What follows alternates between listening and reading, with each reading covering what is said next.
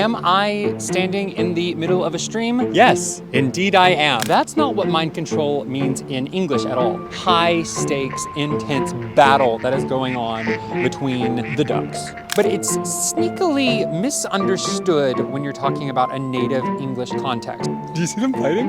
Did you see them fighting? That it doesn't work one-to-one with Korean. Healing doesn't have the meaning of like just relaxation. Oh gosh, there are bugs. Do you see these? The joys of filming next to the water.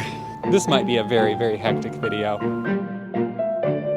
Hi all, it's Cameron. Today I'm going to be talking about 6 Konglish terms that I hear a lot here in Korea, but aren't really well known as being Konglish.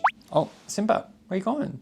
I think Simba is getting a little annoyed by my talkings. Yes, I still do have Simba. I don't know when I have to give him back. I don't know if I'm gonna give him back. There are so many different types of native English that there's no way for me to know all of them. If I do present something here that maybe it is awkward for me, but it is said somewhere in the English speaking world by natives, kindly, please let me know in the comments below. All right, let's get started.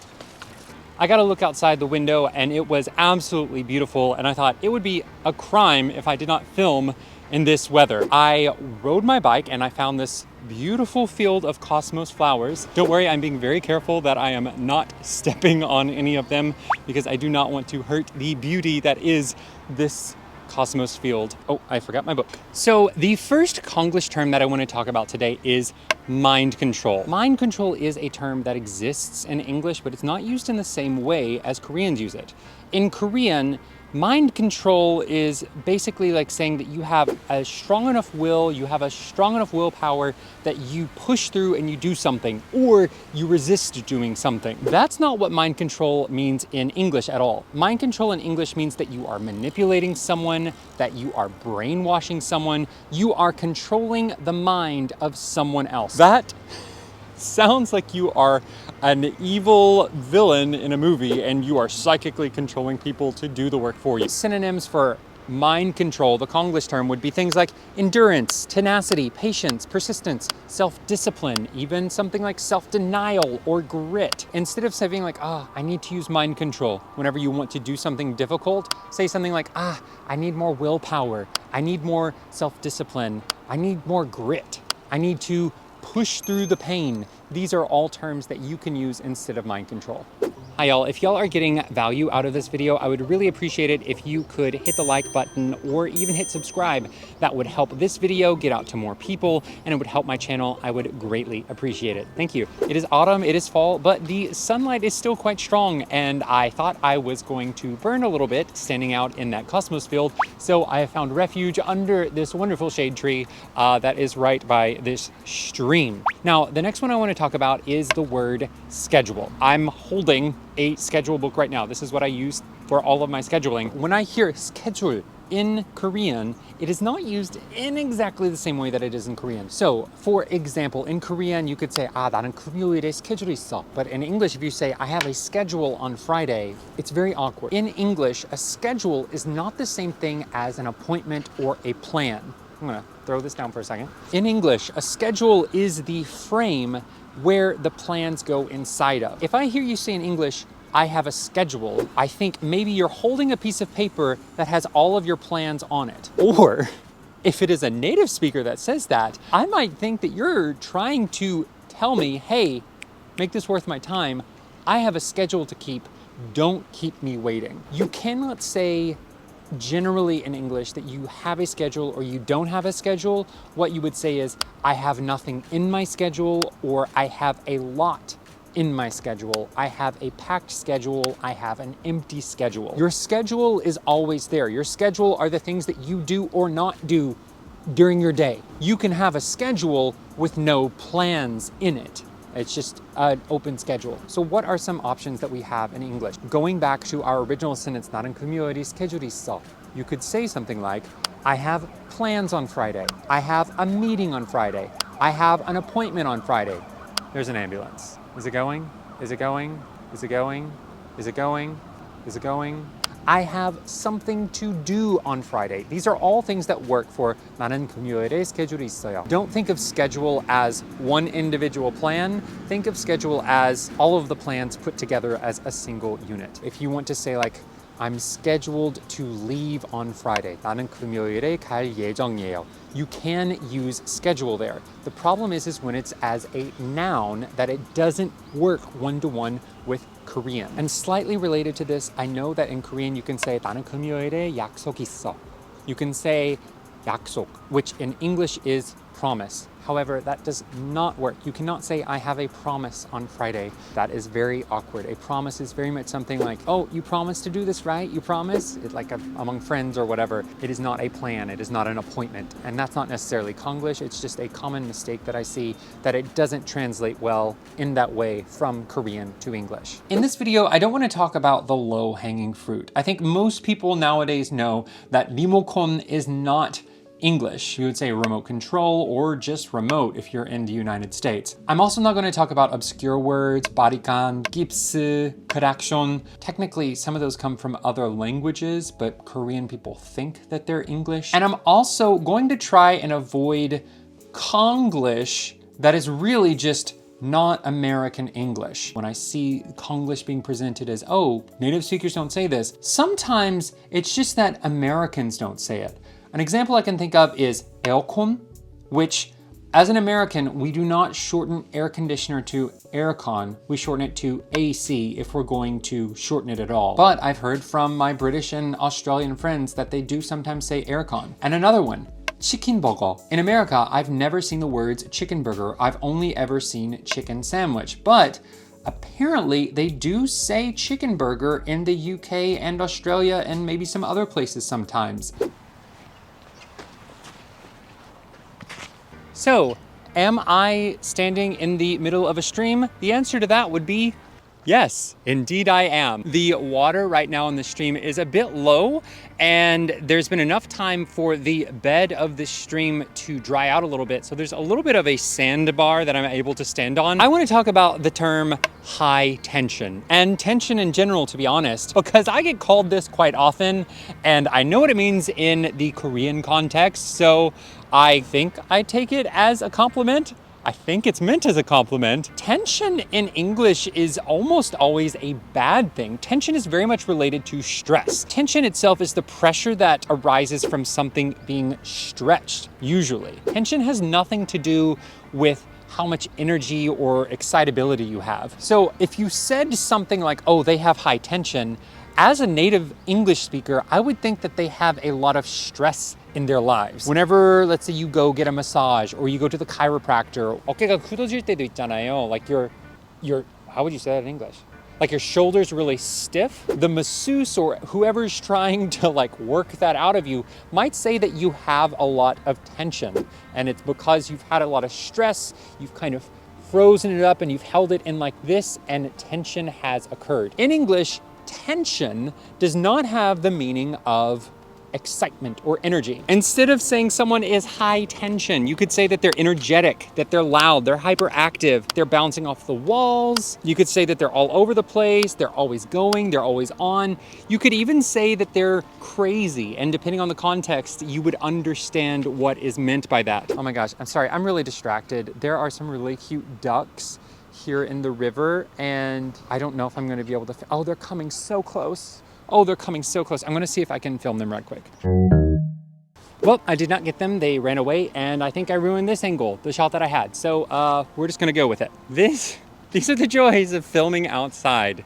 Maybe this is why everyone films things in studios, because it's so much easier to get the angles that you want, to get the sound quality that you want. You can talk about certain situations or certain environments having a lot of tension, and usually what you mean by that is you're afraid that there's about to be a fight that starts out. The tension involved is that uneasy feeling in the air of two people or more about to go at it. Maybe someone says something and the room goes silent and then the room is full of tension. All right, I'm gonna see if I can try and get some pictures of these ducks again, and then I'll find my next place to shoot. Do we see the ducks down there?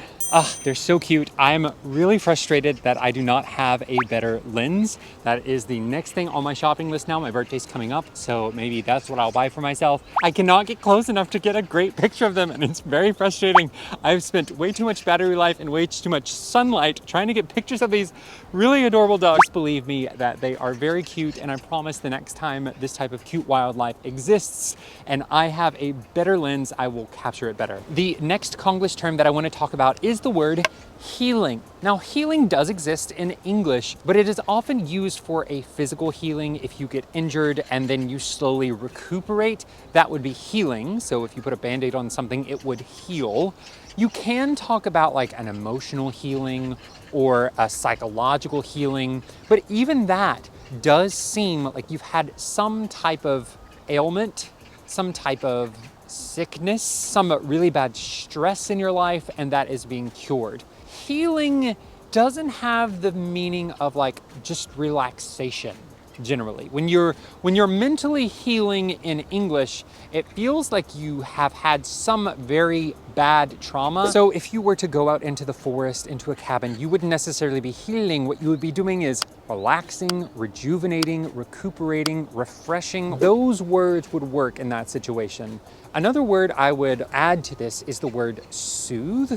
And especially when you're talking about soothing your emotions, soothing your spirit, soothing your mental state. So let's say you're at home and you turn the lights down low and you like start burning a candle, you play some like nice music and you just relax, and maybe you put on like a face mask or something. You might call that healing in Korean.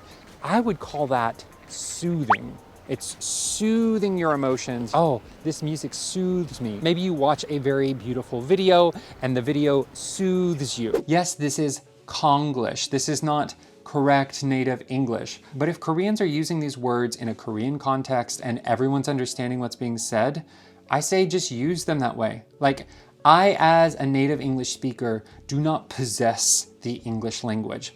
All I feel that I can do is explain where if there is a misunderstanding with these words, this is why the misunderstanding is happening. I would never tell anybody, oh, this is how English native speakers use this, so you should be using it the same way in your language. That would be very hypocritical because it doesn't take a very long search at all for you to find words that come from other languages but are used in English in a very different way. I can think of a lot of words right now that were originally French and then they went into English and are used completely differently. Cool, so I'm next to the stream now. If you might see some duck action over here in a second.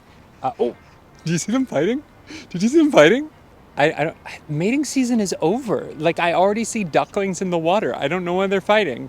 We shall see, but yeah, they'll be over there. The next Konglish I'll talk about is mental. In Korean, mental is a noun. Mental in English would be an adjective, but even changing it into the noun form, mentality isn't a word that is used that often in English. You have to twist the word mental to make it sound natural in English. So the Korean term 유리멘탈, that would be something like mentally fragile, mentally weak. 나는 멘탈 여유가 없다. I don't have the mental bandwidth. Now bandwidth has something to do with the internet and it going fast. So it is something of a new way of phrasing this, but even though it is new, it is a quite common way of expressing that notion. You just don't have enough brain power to focus on all of the things that you need to focus on. I really hope this is getting on camera because this is a high stakes, intense battle that is going on between the ducks. I forgot how much I love ducks, but I love them. Okay, sorry. A lot of times with mental, you probably say something like mindset. 나는 멘탈이 안 좋아. You don't have a good mindset. You could also say something like, I'm not in the right place mentally. I'm not in the right mind space. These are very natural native ways of using this mental in a way that native speakers will understand. Because I am very interested in how all of this duck drama is going to play out, I'm gonna stay right here for the last one. The last one I'm gonna talk about is TMI, which stands for too much information. This is used a lot in Korean, but it's sneakily misunderstood when you're talking about a native English context. If you translate this, too much information, 정보 너무 많다, it sounds like there is too much of a quantity that is being said. But in native English, it's used whenever the quality of speech is gross.